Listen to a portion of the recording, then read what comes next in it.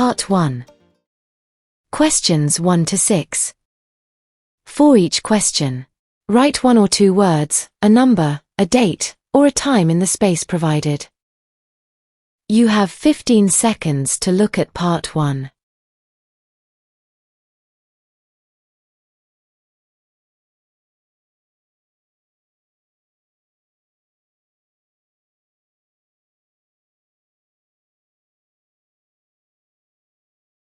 You will hear an announcement about a health and wellness retreat. Thank you for your interest in the Total Balance Retreat, a 6-day intensive designed to reset your physical and mental well-being. If you're considering joining, please be aware that all registrations must be submitted by Friday to guarantee your place. We have only a limited number of spaces available. Each participant should bring appropriate sportswear, a pair of training shoes, and of course their swimming costume, as several sessions will take place in the pool.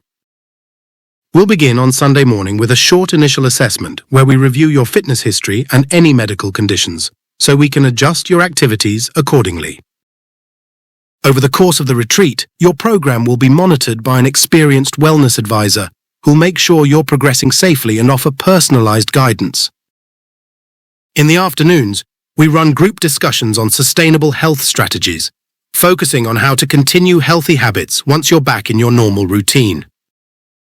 For those who enroll today, there's a special offer, a discounted fee of £126 for the full program. That is the end of Part 1.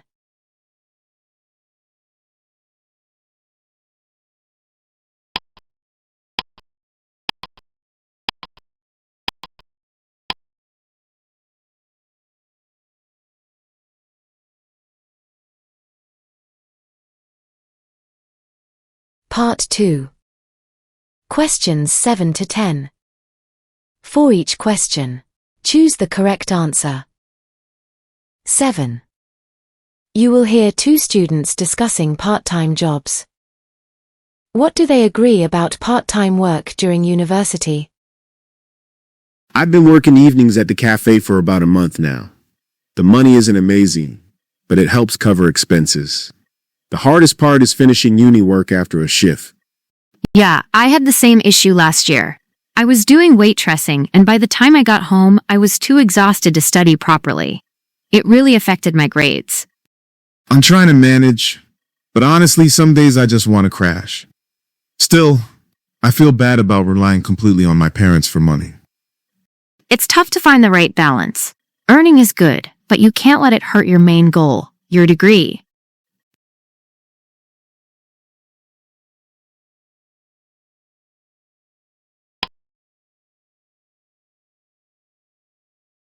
Eight.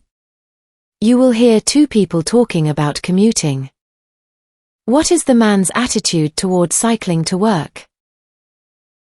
You're still taking the train every morning. Yeah, but I've started dreading it. It's packed, often delayed, and I end up arriving at work already stressed.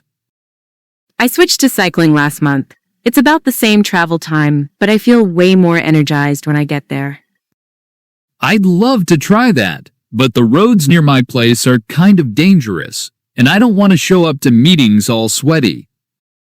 Fair enough. I just got tired of wasting an hour every day doing nothing. Now at least I get exercise too.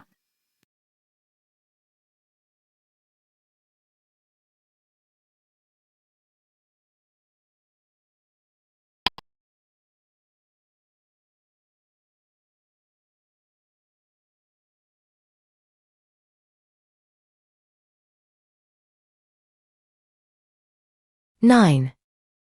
You'll hear 2 friends discussing food delivery. What do they both realize about food delivery? I used to cook every night, but lately I've been ordering in at least 3 times a week. It's just so convenient. Same here. I try to justify it by saying I'm supporting local restaurants, but it's really because I don't want to cook after work. Exactly. It's the cleanup that puts me off most. But when I checked my spending last month, I realized it's getting out of hand. Yeah, it adds up fast. I'm trying to limit myself to once a week now, just as a treat.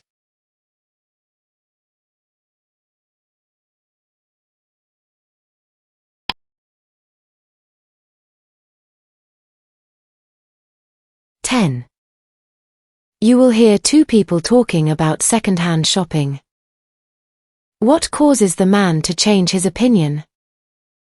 I went to that new second-hand shop near the station yesterday, and I was honestly impressed. Everything looked practically new. Really? I usually avoid those places.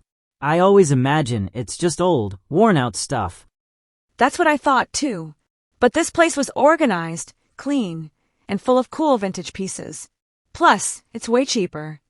Maybe I should check it out. I've been trying to cut down on spending and shop more sustainably anyway. Exactly. It feels good to find something unique and know you're not contributing to fast fashion.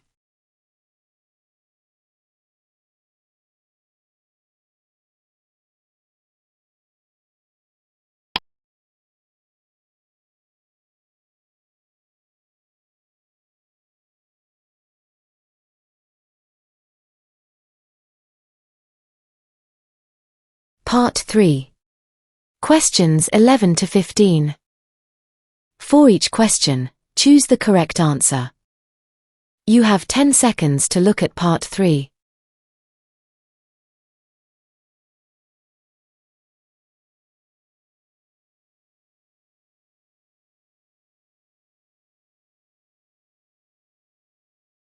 You will hear a conversation between two people discussing a real-life situation.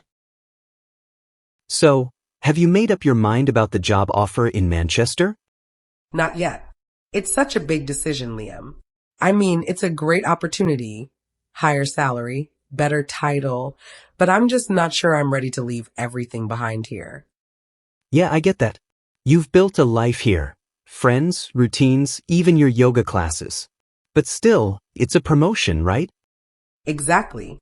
It would mean managing my own team, which I've always wanted. But then there's the city itself. I've only been to Manchester twice, and both times it was raining.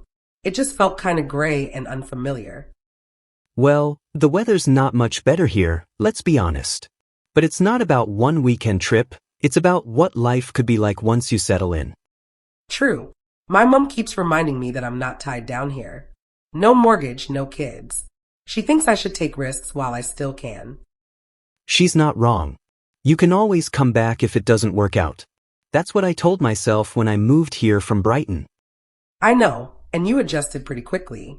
But you had friends here already. I'd be going in totally cold. I didn't know that many people, honestly. And making new friends as an adult is tough, but not impossible. Maybe join a few clubs when you get there? Maybe. I guess I'm also worried about being lonely. But I keep thinking, if I turn this down, will I regret it later?